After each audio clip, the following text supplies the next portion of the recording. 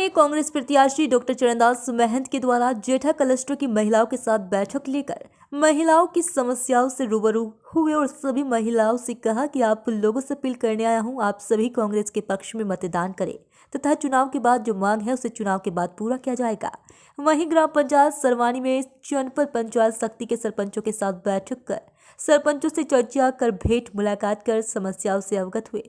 इस अवसर पर सरपंचों ने कहा कि आपके विधायक बनते ही आपने जितना कार्य हम सरपंचों को दिया है, इतना कार्य किसी विधायक के द्वारा नहीं दिया गया था और आपने जिला बनाकर हमारी बहुत बड़ी समस्या का समाधान किया है। हमें 45 किलोमीटर तय कर जांजगीर जाना पड़ता था, अब हमारे सारे कार्य शक्ति में ही होंगे। ऐसा कहते हुए सभी ने एकमत से कहा, आपने हमारी परेशानियों को समझा, अब आपका ऋण चुकाने का समय आ गया है और आने वाले 17 तारीख को समस्त सरपंच के द्वारा अपने अपने क्षेत्र से अधिक मत से जीताकर आपको फिर से विधायक चुनेंगे। कहते हुए सभी सरपंचों ने घर घर जाकर मतदाताओं से अपील कर इस दौरान भारी संख्या में कांग्रेस के पदाधिकारी कार्यकर्ता जनसंपर्क में शामिल थे।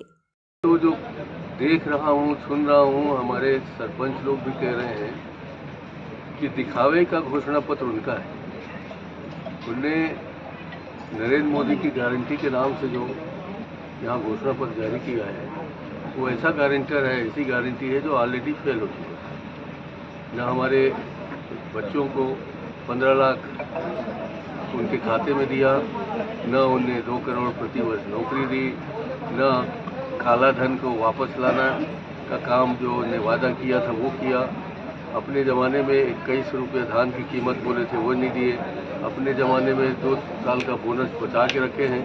इन सब के बावजूद भी ये उनके दिखावे का है, बल्कि हमारा जो घोषणा पत्र है वो भरोसे का घोषणा पत्र है। हम लोगों ने ये भरोसा दिलाया था कि 15 क्विंटल धान खरीदेंगे, ऋण माफ़ करेंगे, बिजली बिल हाफ करेंगे।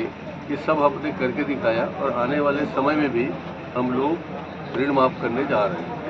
ये ऋण माफ़ी की बात उनके किसी भी घोषणा पत्र में नहीं है, न उनके किसी नेता में है। 2500 रुपये हम देंगे धान की कीमत, ये बात उनके घोषणा पत्र में तो है, मगर 31 है और पता नहीं कैसे बोलते हैं कि उनको फ़ायदा हो रहा है, नुकसान हो रहा है। पूरी तरीके से ऋण की माफ़ी, पूरी तरीके से एजुकेशन फ्री, केजी से पीजी तक बच्चों को पढ़ने वाले का जो फीस है वो माफ़। हमारी बहनें जो छोटी मोटी बहनें ऋण लेती हैं ग्रामीण स्तर पर, हमने उस ऋण को भी माफ़ करने की बात की है।